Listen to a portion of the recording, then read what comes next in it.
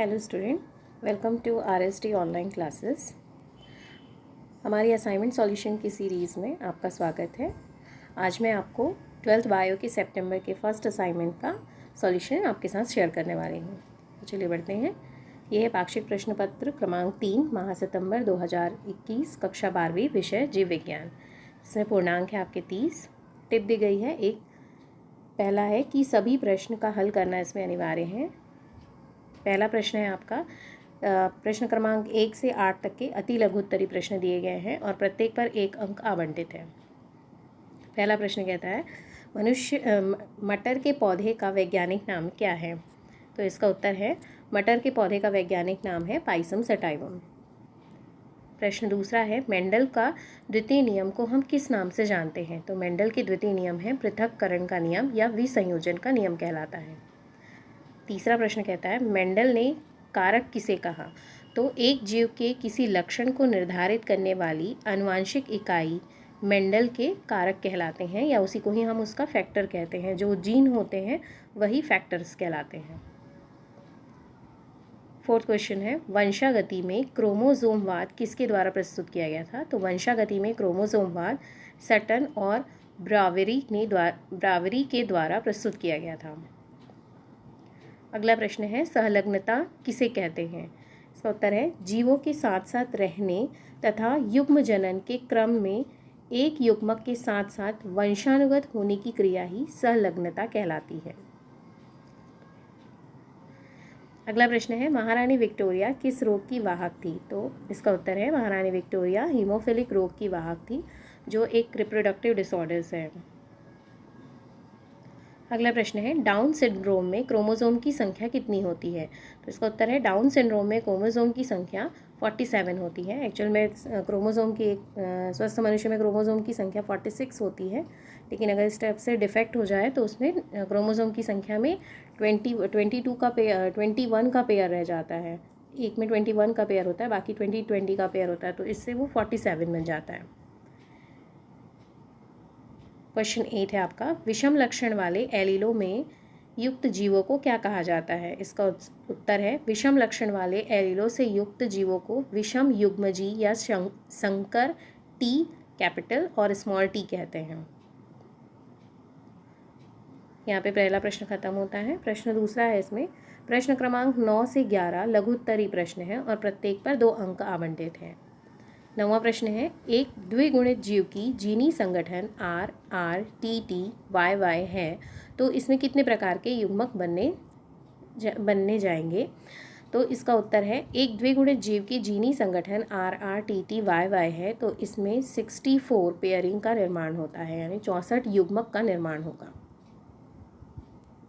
अगला प्रश्न इसमें है यदि F1 पीढ़ियों की संतति को द्विप्रभावी जनक से क्रॉस कराया जाए तो संकरण का यह प्रकार परीक्षण टेस्ट कहलाता है। इसको हम टेस्ट क्रॉस भी कहते हैं। इसमें परीक्षार्थ संकरण क्या है ये पूछा गया है। तो परीक्षार्थ संकरण जो है वो परीक्षण संकरण या टेस्ट क्रॉस ही है। तो इसमें क्या होता है कि F1 जो पीढ़ी हो जाती है, जब हम पेरेंट जो सेल लेते हैं उससे जो गैमेट्स बनते हैं, उन गैमेट्स से बनने वाली जो उसके F1 पीढ़ी में जो उसका संतति जो उसकी उत्पन्न होती है, ठीक है, तो वही संतति F1 पीढ़ी कहलाती है। तो F1 पीढ़ी में जो भी जनक से हम उसके बाद उसको क्रॉस कराते हैं, ठीक है, और उसके बाद परीक्षण के बाद जो बनने वाले गैमेट्स होते हैं और जो F2 हमको प्राप्त होता है सेकेंड पीढ़ी में, जो हमको गैमेट्स से जो सेकेंड पीढ़ी में जो संतति मिलती है उसे ही हम टेस्ट क्रॉस कहते हैं। यहाँ पर देखिए जैसे इसमें पेरेंट्स दिया हुआ है कैपिटल TT स्मॉल TT, तो दोनों टॉल हैं और इसके गैमेट्स बनते हैं कैपिटल T और एक स्मॉल T, ठीक है। इसका F1 जनरेशन में क्या बनेगा, दोनों टॉल हैं तो इसलिए इसका बनेगा कैपिटल T और स्मॉल T, ठीक है, क्योंकि एक पेरेंट्स का गैमेट्स जो है वो क्या है कैपिटल T और एक पेरेंट का स्मॉल T, तो इससे हमको F1 जनरेशन में जो संतति मिलेगी वो होगी T और कैपिटल T और स्मॉल T, क्योंकि दोनों की जो है कुछ ना कुछ गुण जो होते हैं वो हमको F1 संतति में मिलते हैं। फिर आने वाले जो गैमेट्स बनते हैं उनकी संतति जो है वो हम जब दूसरे से क्रॉस कराते हैं तो वो कहलाता है टेस्ट क्रॉस, और उसके बाद जो हमको गैमेट्स मिलेगा वो TT जो होगा प्योर परसेंट प्योर उसका परसेंटेज होगा 50% जो टॉल मिलेगा, जबकि टी, कैपिटल टी और स्मॉल टी, क्योंकि जो फर्स्ट पेरेंट का जो गैमेट्स मिला था यहाँ पे आपको टी स्मॉल टी, उससे आपको 50% जो है वो F2 जनरेशन में हमको मिलते हैं। सेकेंड है आपका बिंदु उत्परिवर्तन किसे कहते हैं, एक उदाहरण देकर समझाइए। तो डीएनए जीवों की आनुवांशिक पदार्थ होते हैं, अतः डीएनए में सूक्ष्म स्तर पर होने वाला कोई भी परिवर्तन जीन उत्परिवर्तन या बिंदु उत्परिवर्तन कहलाता है। डीएनए का एक सीक्वेंस होता है और उस सीक्वेंस में यदि थोड़ा भी सूक्ष्म या परिवर्तन हो जाए तो उसके कारण जो उसकी संरचना में परिवर्तन हो जाता है तो वो कहलाता है जीन उत्प्रेरण या फिर बिंदु उत्परिवर्तन। इसका एग्जाम्पल है सिकल सेल एनीमिया, जिसे हम कहते हैं दात्र कोशिका अरक्तता। इस रोग में लाल रुधिर कणिकाएं सामान्य ना होकर हंसिया आकार की हो जाती हैं और इसमें हीमोग्लोबिन की श्रृंखला, जिसमें बी श्रृंखला में छठे स्थान पर एक अमीनो अम्ल के साथ वैलिन के द्वारा प्रतिस्थापन हो जाता है। जो डीएनए होते हैं वो प्रोटीन से मिलकर बने हैं, प्रोटीन अमीनो एसिड से मिलकर बना है, तो अमीनो एसिड की जो सीरीज़ होती है उसमें एक स्थान पर जो है वो वैलिन के द्वारा सब्सटीट्यूट हो जाते हैं, जिसके कारण हीमोग्लोबिन की बी श्रृंखला का छठवां स्थान जो है वो परिवर्तित हो जाता है, जिसके कारण से ये दात्र कोशिकाएं अरक्तता जैसी आपको उत्परिवर्तन जो है वो देखने के मिलता है डीएनए की सीरीज में। अगला प्रश्न है प्रश्न तीसरा। इसमें प्रश्न क्रमांक 12 से 13 तक के लघुत्तरी प्रश्न है और प्रत्येक पर 3 अंक दिए गए हैं। इसमें पहला 12वां क्वेश्चन है आपका, मनुष्य में लिंग का निर्धारण कैसे होता है उसे समझाइए। तो देखिए, मानव में लिंग का निर्धारण करना है तो यह XX मादा और XY नर के द्वारा प्रस्तुत होता है। तो मानव में नर में 22 जोड़े अलिंगी गुणसूत्र तथा एक जोड़ी लिंगी गुणसूत्र यानी XY होते हैं। मादा मानव में 22 जोड़ी ऑटोजोम्स तथा एक जोड़ी समान लिंग क्रोमोजोम यानी XX क्रोमोजोम होते हैं। अतः Y क्रोमोजोम नर लक्षण का निर्धारण करता है। मादा में 2 समान X वाले अंडाणु उत्पन्न होते हैं, परंतु नर में उत्पन्न 50% शुक्राणु X युक्त तथा 50% शुक्राणु से अंडाणु के निषेचन के बाद बने युग्मज का वर्धन नर यानी कि पुत्र से होता है। जैसे यहाँ पे देख सकते हैं आप कि जब हम XX और XY को क्रॉस कराते हैं तो XX जो है वो अंडाणु है और XY जो है वो आपका शुक्राणु है। तो जब इनकी पेयरिंग होगी तो इसमें मेल का X और X जो है वो एक फीमेल को क्या करता है, फीमेल इसमें फीमेल का प्रोडक्शन होता है, रिप्रोडक्शन, और जब X और Y जो है उसके मिलने से क्या बनेगा, XY जो कि नर बनाता है, और X जब फीमेल का एक X और मेल का एक X ये भी मिलेगा तब भी मादा का, और जब X और Y मिलेंगे तब भी आपको नर के लिंग का निर्धारण होगा। तो ये आपकी क्या है, लिंग निर्धारण की विधि होती है। अगला प्रश्न है आपका, वंशावली विश्लेषण क्या है, इसकी उपयोगिता लिखिए। तो इसका उत्तर है वंशावली विश्लेषण क्या है। वंशावली विश्लेषण हमें यह बताता है कि मनुष्य में होने वाली अनेक जन्मजात गड़बड़ियाँ जीन्स के द्वारा नियंत्रित की जाती है, क्योंकि जीन्स फिनोटाइप का नियंत्रण विशिष्ट प्रकार के एंजाइम के निर्माण की सहायता से करता है। वंशावली विश्लेषण को ऐसे समझ सकते हैं कि इसमें जो कि आपके पूरे डीएनए से संबंधित जो पूरे वंश का निर्धारण करेगा, जिसमें होने वाली डीएनए के सीक्वेंस में होने वाली गड़बड़ी जो है वो पूरे उनके जनरेशन में चलती रहती है, जो कहलाती है वंशावली विश्लेषण, जिससे हम ये पता लगाते हैं कि ये जो डीएनए का जो गैप है या डीएनए में जो चेंजेस आया है वो किसकी वजह से आया है, तो उसका एनालिसिस जो है वो वंशावली विश्लेषण में किया जाता है। तो इसकी उपयोगिता आपको पूछी गई है, तो उपयोगिता में आप ये बता सकते हैं कि मनुष्य की जो फिनोटाइप, जीनोटाइप नहीं, फिनोटाइप में किस टाइप की विकृति उत्पन्न होती है, जिसके कारण से जो वंश में जो डीएनए का सीक्वेंस चेंज हुआ है वो किस प्रकार से हुआ है और किस एंजाइम के सिंथेसिस में बाधा उत्पन्न हो रही है या बाध्यता है, जिसकी वजह से वंशावली जो है वो प्रभावित हो रही है। तो इसकी उपयोगिता में आप ये लिखेंगे कि इसकी सहायता से ये ज्ञात होता है कि मनुष्य में किस प्रकार की विकृति जो है वो किस फिनोटाइप के लक्षण के द्वारा प्रभावित हुई है और कौन सी एंजाइम जो है उसका संश्लेषण जो है वो रुक रहा है। ठीक है। दूसरा आप ये लिखेंगे कि इसकी सहायता से मानव त्वचा के रंग, नेत्र का रंग, बाल के रंग, बालों की प्रकृति, कर्णपाली, हीमोफेलिया, रक्त समूह इत्यादि गुणों की वंशानुगति का अध्ययन संभव होता है। ठीक है। तो वंशावली विश्लेषण जो है वो हमको ये बताएगा कि जो जैसे आपने इसके पहले पढ़ा था कि विक्टोरिया में कौन से प्रकार का जेनेटिक डिसऑर्डर था, तो उसमें एक हीमोफीलिया था जो कि क्या था, एक वंशावली था जो कि रिप्रोडक्टिव ऑर्गन्स में डिफेक्ट होने के कारण हुआ था। तो वो भी हमको कहाँ से पता चलता है, जब हम उसमें वंशावली विश्लेषण किए तब उससे पता चला कि उनको कैसा था, हीमोफिलिक जो था डिसऑर्डर्स था। अगला प्रश्न है आपका प्रश्न चौथा, जिसमें 14 और 15 नंबर का प्रश्न है, जिसमें जो दीर्घोत्तरी है और इस पर 5 अंक आवंटित है। पहला प्रश्न, इसका 14वां प्रश्न है, द्विसंकरण क्रॉस किसे कहते हैं? गोल पीला बीज यानी RRYY वाले पौधे का झुर्रीदार हरा बीज यानी स्मॉल YY और स्मॉल RR वाले पौधे से संकरण कराने पर दूसरी पीढ़ी यानी F2 के फिनोटाइप में प्राप्त होने वाली संतति का वितरण पुन्नेट वर्ग द्वारा प्रदर्शित कीजिए। ठीक है। तो इसमें डाइहाइब्रिड क्रॉस होता क्या है, यानी द्विसंकरण क्रॉस किसे कहते हैं हम? तो देखिए, दो जोड़ी विपर्यायी व विकल्पी लक्षणों के मध्य होने वाला संकरण जो है वो डाइहाइब्रिड क्रॉस कहलाता है। इसको सिंपल वे में ऐसे समझते हैं कि जब हम F1 जब आपको जो पेरेंट्स होते हैं उससे जो गैमेट्स मिलता है F1 में आपको F1 में आपको जो संतति उत्पन्न होती है जो आपको पेरेंट्स की गैमेट से मिलती है, ठीक है, और उस जो F1 का जो संतति है उसको जब हम क्रॉस कराते हैं, F2 जब मिलता है हमको, तो वो क्या कहलाती है, जब हम उसको किसी दूसरे संतति से प्रक्रिया कराने के बाद जो कि विकल्पी लक्षण वाले होते हैं उनसे अभी हम क्रॉस कराते हैं, तो जब हम उस प्रकार का क्रॉस जो होता है वही क्रॉस जो है वो द्विसंकरण क्रॉस कहलाता है। इसको आप एग्जाम्पल से समझ सकते हैं, जैसे कि फर्स्ट यहाँ पे कहता है कि हम यहाँ पे क्या लिया गया है, कैपिटल YY और RR और स्मॉल y और स्मॉल r।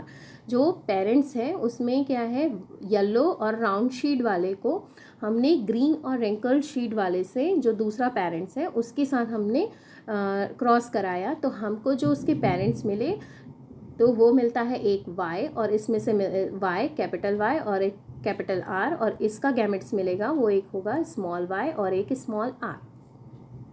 इसके बाद जब इनका जो F1 फिनोटाइप जो इसका मिलेगा वो हमको मिलेगा कैपिटल Y और कैपिटल R, स्मॉल y और स्मॉल r। ठीक है, जो येलो और राउंड शीट का ही पैदा होगा। ठीक है, जो हमको यानी कि उसके जो शीड होंगे या जो नया पौधा मिलेगा वो हमको वो राउंड होगा और कैसा होगा, येलो कलर का ही होगा। जो पेरेंट 1 की जो कैरेक्टरिस्टिक थे वो फिनोटाइप 1 में हमको मिलते हैं।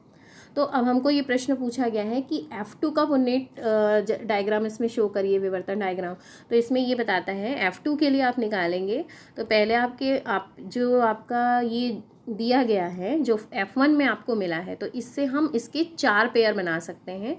एक कैपिटल Y और कैपिटल R, एक स्मॉल y और एक कैपिटल R, और एक कैपिटल Y और स्मॉल r, और एक स्मॉल y और एक स्मॉल r। तो इसको हम दोनों को हर पेरेंट्स को इसको हम मान सकते हैं एक पेरेंट 1 P1 और एक को हम P2 मान करके इसको हाइब्रिड कराते हैं या इसमें हाइब्रिडाइजेशन कराते हैं। तो इसमें फर्स्ट स्टेज में क्या होगा कि हमने फर्स्ट स्टेज में कराया तो यहाँ पे कैपिटल Y और कैपिटल R, जब capital Y capital R capital Y small y capital R और स्मॉल y स्मॉल r के साथ पेयरिंग करता है तो पूरे कंडीशन में क्या मिलेगा आपको, येलो और राउंड कलर के ही शेड मिलते हैं। इसका रीज़न ये होता है कि यहाँ पे कैपिटल R जो है और कैपिटल Y ये दोनों जो है वो डोमिनेटेड होते हैं, इसलिए अगर वो स्मॉल y स्मॉल r के साथ भी अगर रिएक्ट करते हैं या क्रॉस करते हैं तो वो भी तब भी वो जो है वो प्रभावी लक्षण प्रदर्शित करते हैं। इसके अलावा जब आप इसको आप पूरी तरह से क्रॉस कराएंगे सभी चारों को F1 और F2 के साथ जब इसका क्रॉस होता है तो इसको F1 जो जनरेशन होते हैं उसमें आपको 4 टाइप के फिनोटाइप लक्षण जो है वो 4 प्रकार के मिलते हैं, जिसमें आपको मिलेगा 9:3:3:1 का जो रेशियो आपको मिलेगा। इसमें क्यों, क्योंकि इसमें हर एक स्टेप में डाइहाइब्रिड क्रॉस में फर्स्ट स्टेप में 9 आपको येलो राउंड टाइप के आपको शेड मिलेंगे, जबकि 3 येलो रिंकल शेड मिलते हैं, और ग्रीन राउंड जो शेड है वो 3 प्राप्त होते हैं, जबकि ग्रीन रिंकल शेड जो है वो केवल 1 ही मिलता है, क्योंकि जो स्मॉल r और स्मॉल y का दोनों F1 और F2 जब स्मॉल y और स्मॉल r होगा तब आपको ग्रीन और रिंकल ही आपको यहाँ पे F2 जनरेशन में डायहाइब्रिड क्रॉस में संतति प्राप्त होगी। ठीक है, अगला प्रश्न है आपका 15वां प्रश्न। निम्न पर टिप्पणी लिखिए। फर्स्ट है पृथक्करण का नियम और दूसरा है प्रभाविकता का नियम। ये दोनों मेंडल का ही नियम है। आपका एक प्रश्न था कि मेंडल का द्वितीय नियम बताइए, तो द्वितीय नियम हमने बताया था। तो द्वितीय नियम है पृथक्करण का नियम और प्रथम नियम होता है प्रभाविकता का नियम। तो प्रभाविकता का नियम जो पहला है इसमें पृथक्करण का नियम। तो पृथक्करण का नियम जो है, जैसे इसके पहले आप लोगों ने पढ़ा कि गैमेट्स में पढ़ा था, पृथक्करण क्या था कि जिसमें F1 जनरेशन में संतति जो रहती है वो पेरेंट वन से जो मिले गैमेट होते हैं उसमें उसका लक्षण जो है वो प्रभावी होता है।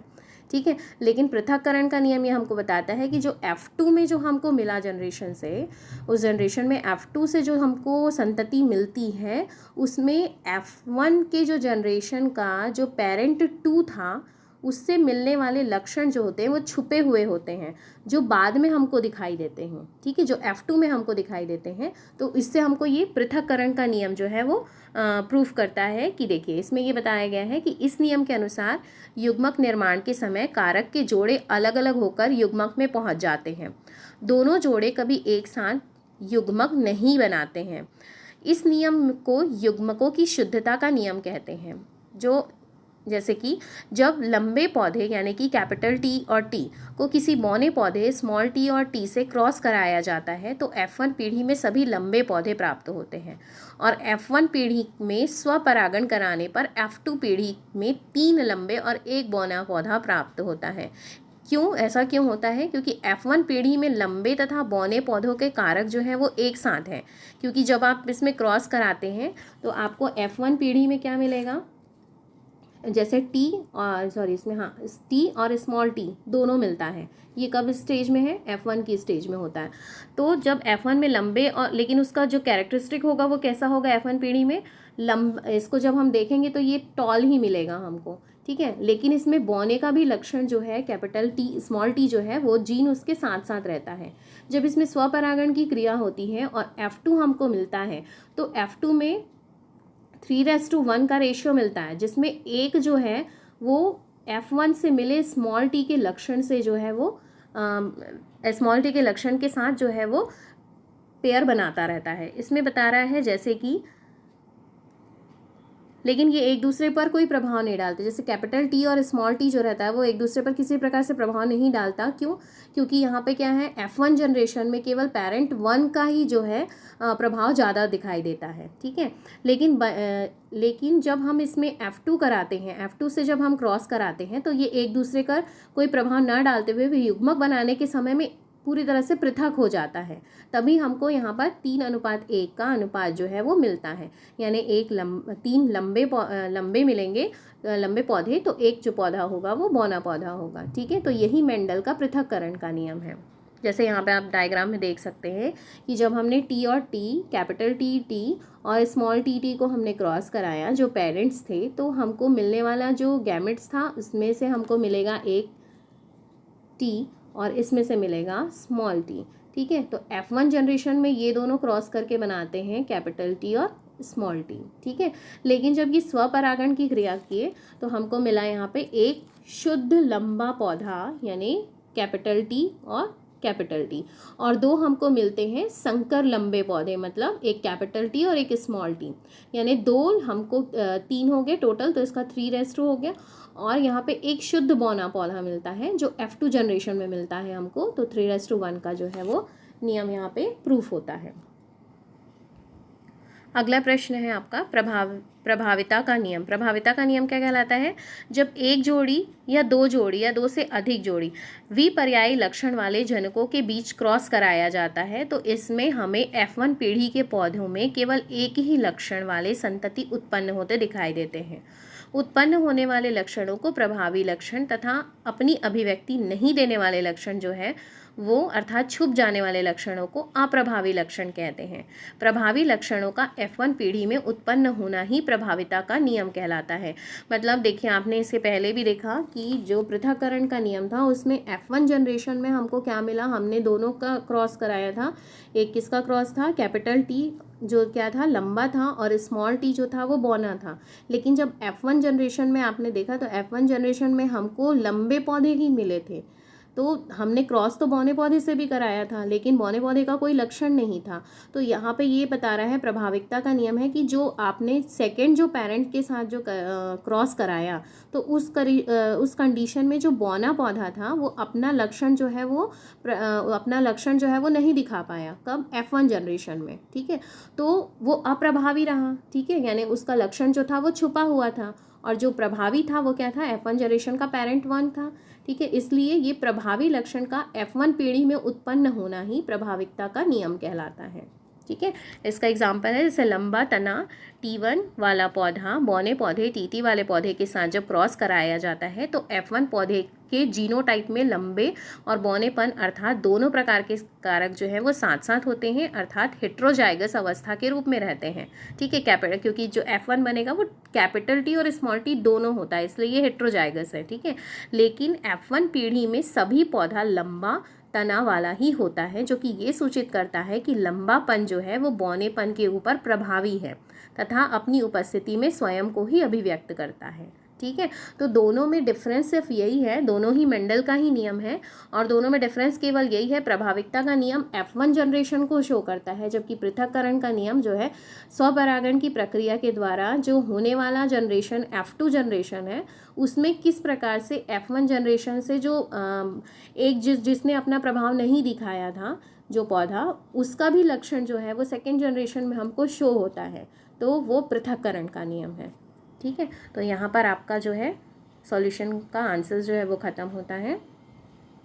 तो अगर आपको ये आंसर्स पसंद आते हैं, अगर हमारे चैनल्स में आपको हमारे आंसर्स आपको पसंद आते हैं तो प्लीज़ हमारे चैनल को लाइक, शेयर एंड सब्सक्राइब करते रहिए। Thank you so much.